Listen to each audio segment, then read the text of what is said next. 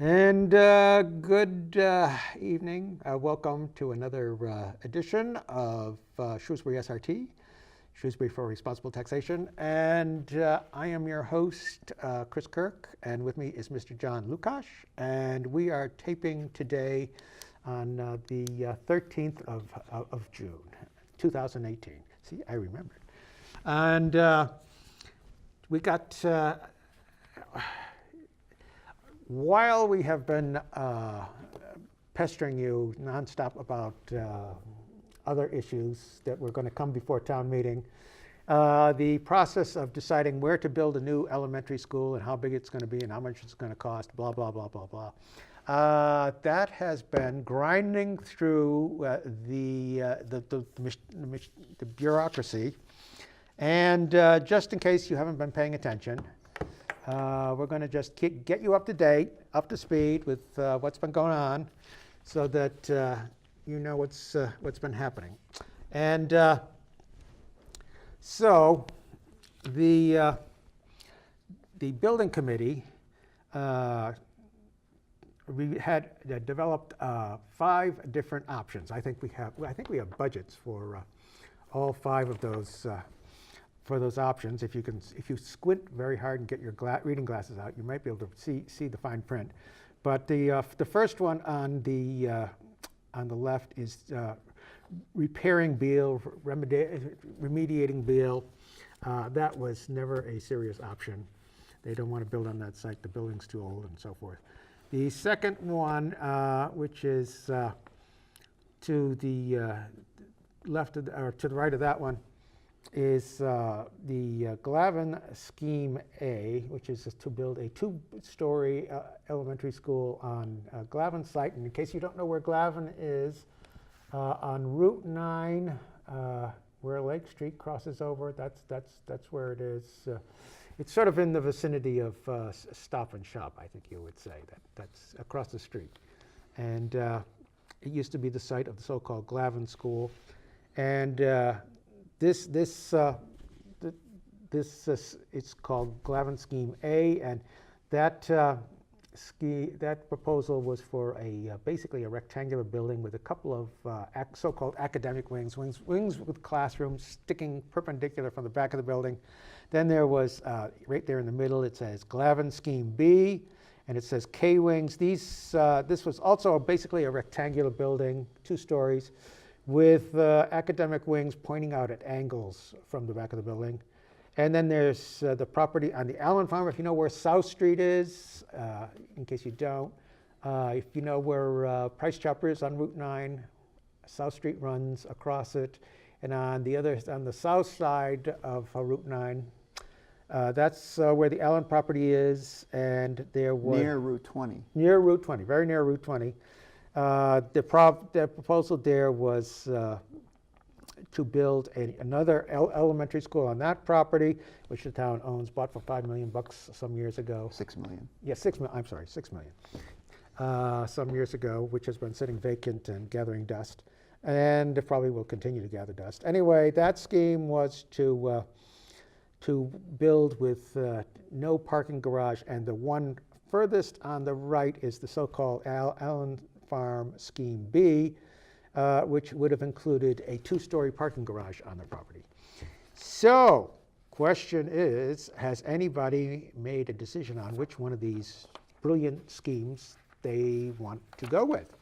And the answer is that on the 25th of April 2018, the school committee did indeed to choose the Glavin Center scheme with the so-called L wings, the perpendicular wings to the back of the building.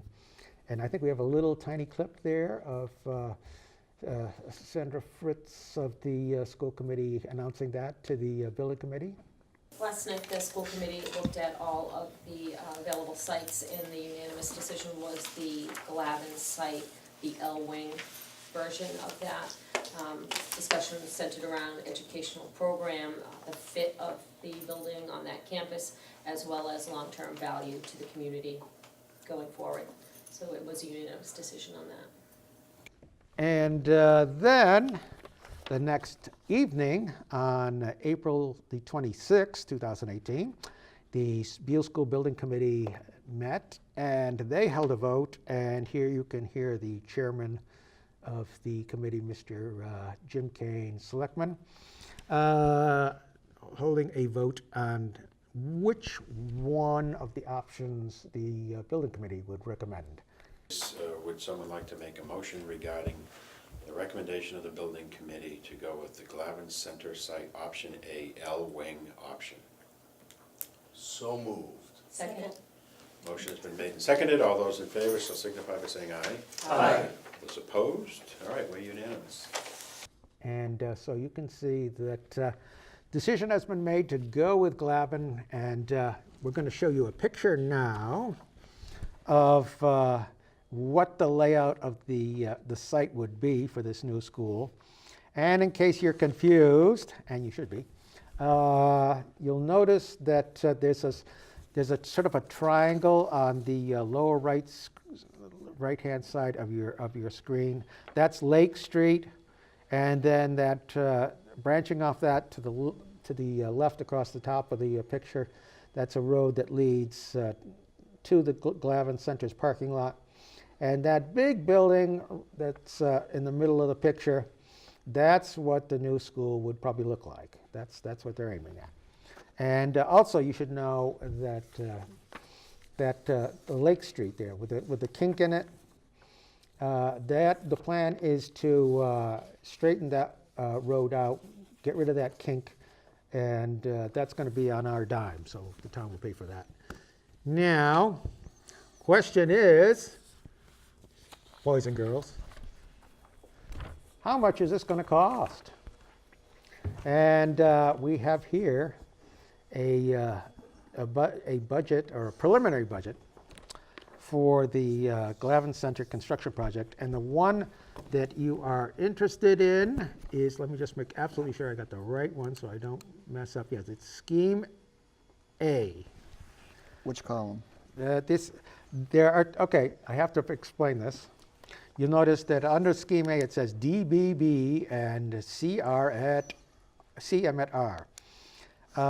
So there are two possible ways of organizing these projects. One is the CM at R, which is construction manager at risk, and the other one is design. I think it's called design, build, and I forget what the last one is. Anyway, they're just different ways of organizing the project.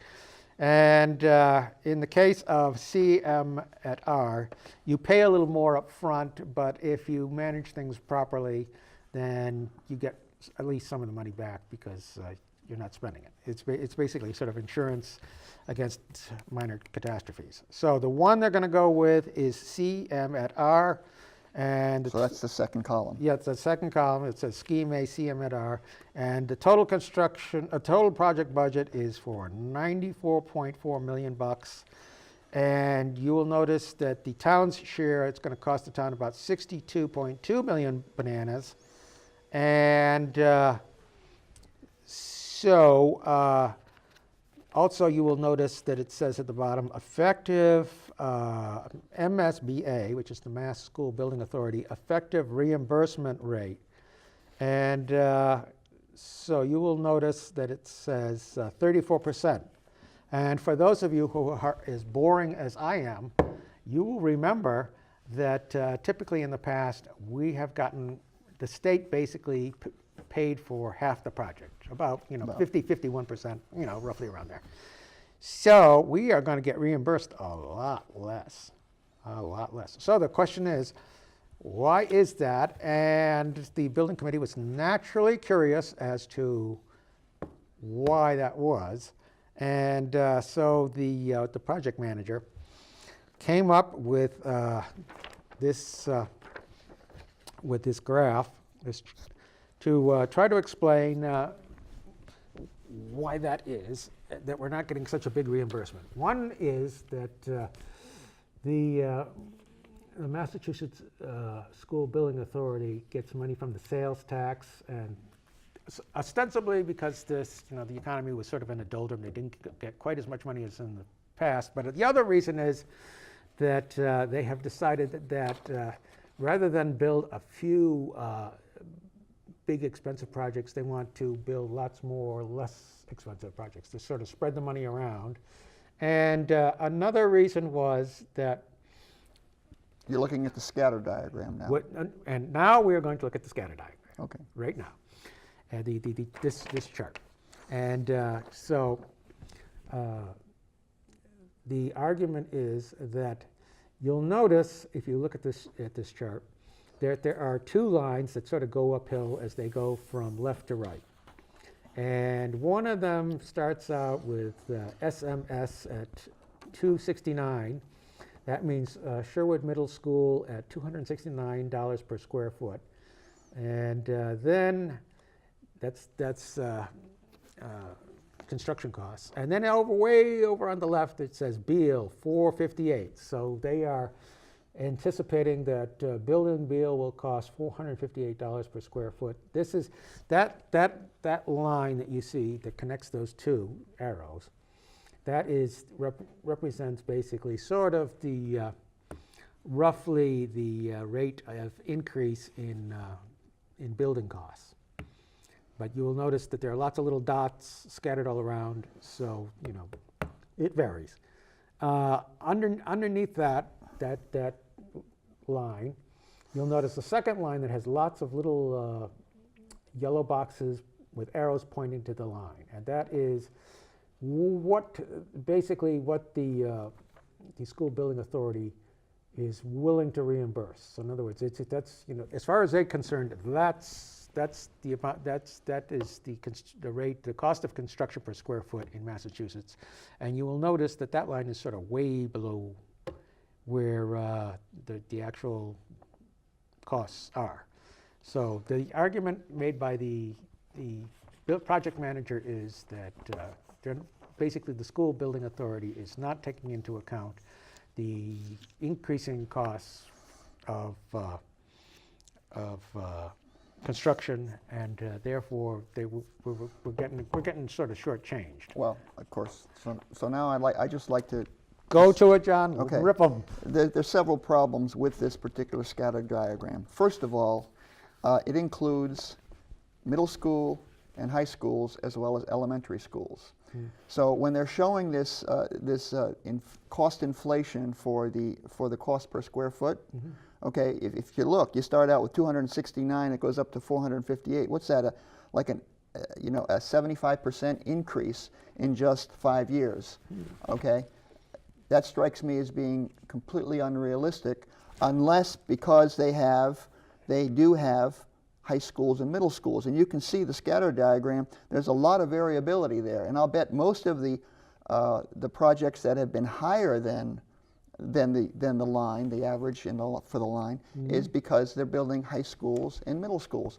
High schools and middle schools cost more per square foot. So right off the bat, they should have just been focusing on elementary schools. That's one problem with the chart. The other another problem with the chart, there's probably several more, but the other problem with this chart, you mentioned something about this is what the MSBA will reimburse. Well, one thing about that is that the MSBA used to have, and I believe still has, what they call a model schools program, which says that if you build a school according to a schools similar to schools that have been following the same design as schools that have already been built, they will reimburse you at a higher rate. Well, I'm pretty sure if it is available, I'm pretty sure we did not meet, or we would not have met that standard, that model school standard, because the school department asked for space that was not conforming to the model schools amount. They had extra classrooms, larger classrooms than what the state guidelines called for. And if you don't meet the guidelines, if there is a program like that, they wouldn't have met it. So you would have gotten, I believe that program said you'd get a higher reimbursement rate, percentage rate, if you went for that. But let's go back and take a look at talking about the project cost itself, the total project cost. Again, what that doesn't take in, this does not even show I mean, that first slide we showed where we're looking at some of the Glavin, the Allen property costs. Those numbers are, are suspect, and I'll tell you why. First of all, I would say that right from the beginning, the Beal School chairman, school committee chairman, if not most of the majority of the Beal School Committee members, were leaning towards going with the Glavin property. They didn't want to go with the Allen property. And when you're the consultant and you are listening carefully to what your client is telling you, okay, and you hear them indicating that they would prefer that the numbers show this project, this location would be better than, you may tend to, these estimates are very subjective, can be very subjective, so you might tend to, inflate one, deflate another. I'm not saying they do it deliberately, but I'm saying that can happen. The other thing, though, is that these costs don't include the cost of acquisition, I don't believe, and they don't include the cost of, they may not include all the cost of demolition, or if they do include it doesn't include the cost of demolition. Well, it includes their estimate, and I would say that the cost of the demolition may be inflated because they may have a problem with hazardous materials. Okay, so to me, there's no reason why we shouldn't have gone with the Allen property. Okay, I think that's the big missing piece. You sort of these things sort of gloss over it and assume that, oh yeah, the Glavin property is good, maybe the costs are too high, but and the reimbursement rate isn't low enough. But what are you going to do? But what I'm saying is, what they could have done, it's entirely possible, and I believe likely, that building the school at the Allen property would actually cost several million dollars less, okay, which would mean the town would save several million dollars in the total cost of the project, including cost to purchase the property, demolition costs to remediate any hazardous waste. None of the cost, there's essentially no demolition cost at the Allen property, and there's no hazardous waste that as a result of a building being there that you would have to worry about. Yes, well, when you said several million dollars, you were pretty close to the exact number, because they said that it's going to cost about $2 million to demo and haul off the rubbish, and also DCAM, which is the Department of, I think, Capital Assets Management, which is the state's, basically it's the department in the state that sells off stuff that Well, they manage, state-owned properties. Yes, and so they said, we like your Shrewsbury, so we're going to charge you only $915,000 to buy the property for the school. So that's added to that, and.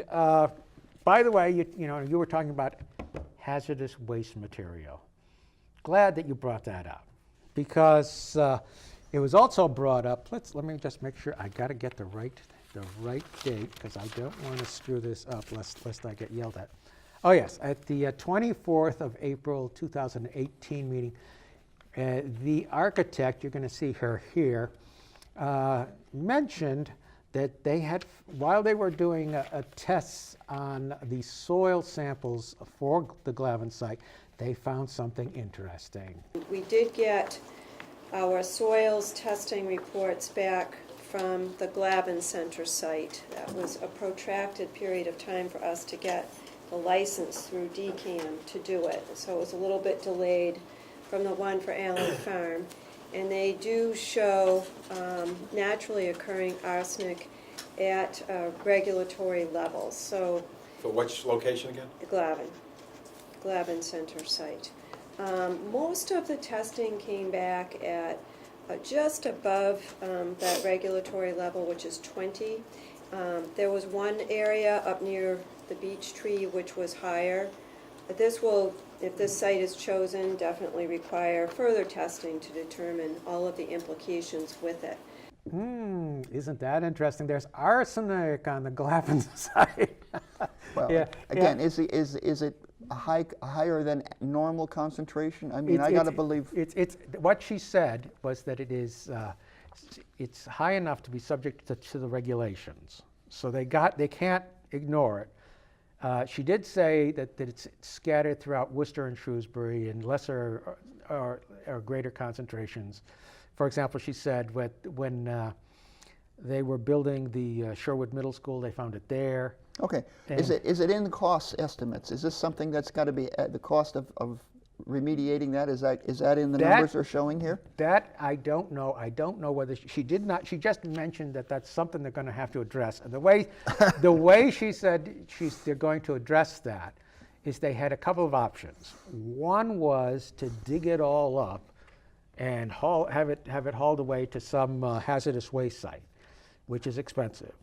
So Plan B is to find nice clean dirt on the site and dump it on top of the area where the arsenic is. And that's Plan B is the one that's going to win. That's what they're recommending. And of course, metals do tend to leach when it rains. Yeah. So you wonder whether Well, how yeah. good that is going to be in terms of a Well, long-term they solution. claim they're going to put some kind of barrier down to avoid see, that. I see. So And that may not be in the total cost, so that means that the cost of Glavin is going to be even that much higher than the lower cost of the Allen property. yes, well, what was interesting about the Allen property is that I think, first of all, our architect said that they didn't like the Allen property. They wanted to go with Glavin because it had more space. Also, they are desperately hoping that this spring, while they are investigating the property for endangered species, that they will find a spotted salamander on the property. Because if you find a spotted salamander, you're basically cannot disturb its habitat. Ah, I see. So when the town bought the property for $6 million, they didn't realize, A, that the amount of buildable acreage was only 14 acres, because that's what they're saying is the only the amount that's buildable for the school, and I would assume rest of the- yeah, I would the- assume a business would also have that same limitation. Why would a business pay that much for a property that's over 60 acres that we paid about $100,000 an acre for, when they're only going to be able to build 14 or 15 acres on, and if there's this problem with this spotted salamander, they won't be able to build it. So, gee, I know I said back then that this was a bad decision, and I've been saying it's right along. And they keep saying, no, they're going to be able to sell this property and make a ton of money. Oh yeah, well, To benefit the town and the tax base and everything like that. And now maybe it just isn't so. Yes, well, the southern end of the property too, is apparently, and they reiterated this, that it's supposedly subject to the Army Corps of Engineers review because, you're disturbing wetlands that feed into a river, that feed into another they've river. been trying to sell this property for how long? Like about 13 years. And they didn't do an environmental study to see if there were any hazardous species. Well, they are now. And they didn't ask the Army Corps of Engineer to let them know, to get an answer from them on the viability of the property. Forget about whether they should have done that before they purchased the property. They should have. But now during this whole time when they're trying to sell the property and trying to get businesses interested in the property, they still didn't do that. To at least eliminate those, unknowns, so that businesses would be more willing. Can you say, hey, gee, is there a problem with the wetlands? Is there any other problems like this? Have you checked for these things? And if you were able to answer no, the property would become more saleable. Yeah. Where if you say to people, well, I don't know, thanks anyway. Well, pretty soon we will have a $6 million white elephant on our hands. Well, I think we already have one. Do you want to put in the last few minutes a word about maybe say the school department's budget? Well, yeah. Well, I would just say that I was at the annual town meeting, and I did point out the fact that if you look at the school department is always bewailing the fact that they're so underfunded, and so what I pointed out to them is the school department also doesn't like to talk about it, but there's something called a fiscal summary of all funds on page 21 of their budget request. And it's and so what I'll show you is the column, the information for fiscal year 18. The school budget for the current year was $62,375,000. However, they get all these special revenue funds, which I won't go through all of them, but total $12.5 million, and they get town expenditures of $21.6 million. So you add those numbers all up together, and you get a number that they show of $96.5 million. So I said, so when people talk about the budget, people like to say, well, boy, the school budget doesn't get that much out of the total town budget because they only get about $62 million out of in 2018, the amount appropriated, total appropriations for the town was 119, call it $120 million. Some people, so Only if you about look at half. that's right. So so if you take that as a percentage of the total spending by the school, now obviously they get some of their revenues from these special revenues like federal grants and things, but if you add up all the money available to the school for spending, which is $96.5 million versus the $119.9 million of total school budget, that's over 80%. So their total school spending is over 80% of the town's total budget. Yeah. Okay, and yet people go, oh, it's only 52% or some number like that. That's nonsense. Now, and so I was really when I brought that up, I was amazed to see Mr. Segal, like one of the finance committee meetings, take the time to come down and say, well, you can't really count those special revenue funds. Well, yes, you can. They spend that money. Okay. Yes. Now, if you want to get technical about it and say, well, okay, let's add that money, because I guess you could say, let's take the $119 million in the total budget and add that $12 million of revenues from other sources and say, well, actually, the total amount of spending by the town and the school should be not the $120 million, but adding that $12 million, $132 million.